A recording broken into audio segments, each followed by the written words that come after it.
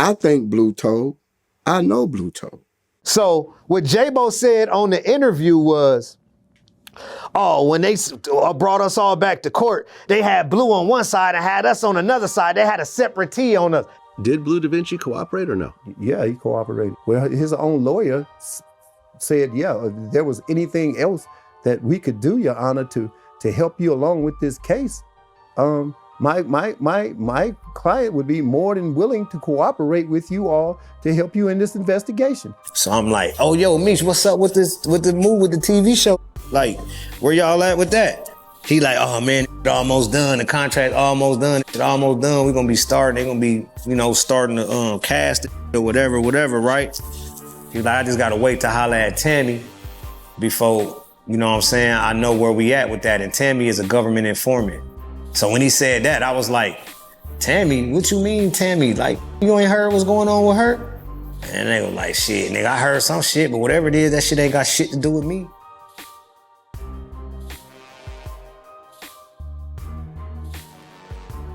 It's no secret that Tammy Collins, paid confidential informant and former associate of Big Meech, the man who has been involved in a feud with 50 Cent that has raised questions about the legitimacy of Meech being a stand-up dude standing 10 toes down, has blown up seemingly overnight. If you are an avid hip-hop fan, I'm sure you've heard of Demetrius Flannery, aka Big Meech. Meech has been mentioned in a multitude of rap songs as the creator and founder of BMF, aka Black Mafia Family, a high-profile drug trafficking organization that reigned from the late 80s to the early 2000s. You don't get nothing like this nowhere. Everybody moved like brothers, and then everybody from different places. Milwaukee, St. Louis, Detroit, Texas, Atlanta, Cali, Florida. We got people from everywhere, and everybody moved as one. Everybody is prospering in some kind of way, in their own way. Every man plays his own role, and everything starts with the leader. I'm a good leader, so I got good people that follow. In 2014, Tammy Collins, then CEO of BMF Entertainment Group, worked to put herself in position on the behalf of Big Meech, of course, finally inked a deal that will bring Big Meech and the BMF story to life. News of a BMF movie had circulated for a while, but Tammy had finally made it official. Tammy confirmed, too straight from the A, that Emmett Oasis of EFO Films secured the life rights to Big Meech's story on Thursday, June the 12th of 2014, and was slated to produce and finance a film about the life of Demetrius Flannery, aka Big Meech. However, this would never materialize. Who is Tammy and how did she earn the trust of Big Meech, you may ask? This answer isn't as easy as you may think it is. For weeks, social media has been on fire with content that revolves around Tammy Collins' cooperation with the feds. It was Tammy's cooperation that allegedly freed Meech, as well as getting a conviction for one of Meech's longtime homies, Deon Gatling, aka Cuffy, a dirty, underhanded play that was all allegedly done through third-party cooperation. If you are not fully aware of how third-party cooperation works, the homie Junkie Jones, original Zopound member, will break it down for you. We're discussing the whole third-party demonstration, which we was telling niggas, when it comes down to this third-party telling shit, it don't have nothing to do with the person that's about to get the deduction or the reduction. That name does not show on the paperwork. Third party is simply somebody outside of the person that's doing time that's getting credit for work that somebody else is doing for them. And see, a lot of people that's not familiar with this federal penal system, because see, the state and the feds different. So the federal penal system, they get down and dirty like that case. It's just a dirty game with the feds. When they want they man, they want they man. So you don't have to be the one to give up information if you in a situation in the feds and you trying to get out. People in the free world can help you get out, which they call third-party telling. Okay. And a lot of these dudes be trying to keep, their image from when they leave the streets. A lot of niggas got pride. A lot of niggas was killers when they was out. A lot of niggas was major dope boys and they had fans. So a lot of times before they allow their name to be discredited because they told and it's on paperwork, because once it's on paperwork, everybody can see it. Mm-hmm. Now, it's so vicious that it has came out to the light that a lot of guys, and the guy that we're going to be speaking about, which is Big Meech, has that third party shit going on. However, what has not been discussed is how did Tammy even run across Meech's path, in which he later trusts her enough to give her power of attorney and the rights to his life story. To keep it all the way 100, Meech would have never known who Tammy was, had it not been for Barima McKnight, aka Bleu Davinci. Motherfucking, this is the homie. And I love Meech too, but what's right is right and what's wrong is wrong, nigga. Period. All right? These niggas trying to run my name through the mud. I sat nigga for 3 years and watched these niggas and laughed and just seen, nigga, what? Who doing what? These little niggas. All right, now watch this. Let me take you through a progression right quick. This lady, I stopped dealing with when I went to prison in 2007, okay? That's just my character. But this is respectfully, this what I'm finna lay on y'all right now, okay? I'm finna take y'all to something. I said this before, but I guess niggas be clipping this shit out and don't be catching shit. Tammy was my bitch in 03, my nigga. Okay? That lady slept with me, my nigga, not with Demetrius, not with J-Bo, not with none of these other niggas, okay? That was my little older broad, and she wasn't no rat, none of that shit, all right? When I stayed in Doraville, Georgia, nigga, no like that, all right? See, back then, I wouldn't bring Tammy to the club and have her in the mix with us with all the hoopla. I would call her when we done with all that shit. Hey, baby, pull up to the crib. It was one of them kind of situations. She only really knew Baby Blue, Bull, because the niggas that lived in the house with me, all right? Them is the niggas that she knew.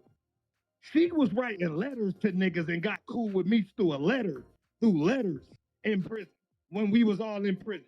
Meaning, she never spent no intimate personal time with Meech on the streets. No, never. They did not know each other like that.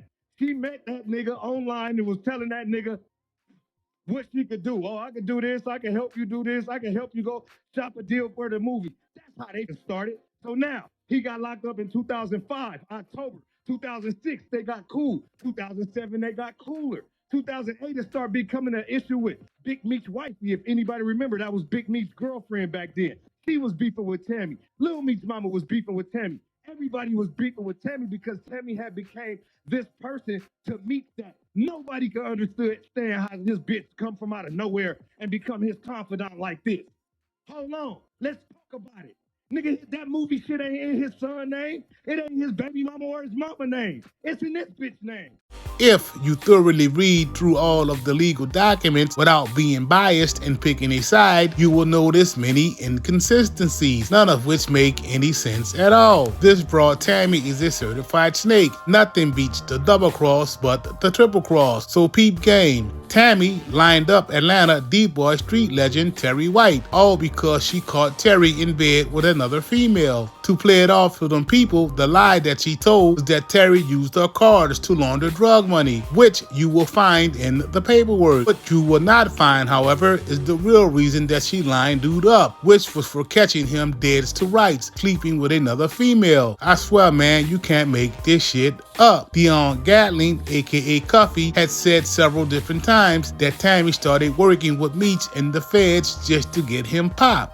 Only one way to really do it and just let Dog speak for itself. So I wanted him to call in, and this is him calling in during the interview. Go ahead, Cuff, man. You can introduce yourself and take the flow.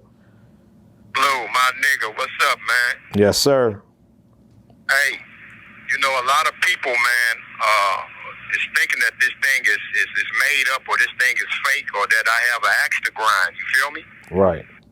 But I'm in here with a 27-year sentence based on Demetrius Flannery, as you all know as Big Meech, and Tammy Collins, known in the paperwork as CS1. Right. Confidential source 1. So what Big Meech did was call a third-party cooperation. So Tammy Collins signed up to be a DEA informant to give Demetrius Flannery a time cut, plain and simple. This notion can easily be debunked, as Tammy was already working years prior to Cuffy even getting popped. I'm going to refer to you as CS1, okay? Okay. Is that fair to say? Okay. Let me start. In 2009, did you become a DEA confidential informant? Yes, sir.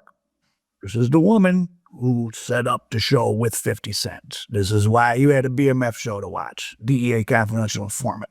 And who was it that you contacted prior to becoming a confidential informant? Jack Harvey. Mr. Harvey is employed where? At the time, he was a DEA agent for Atlanta.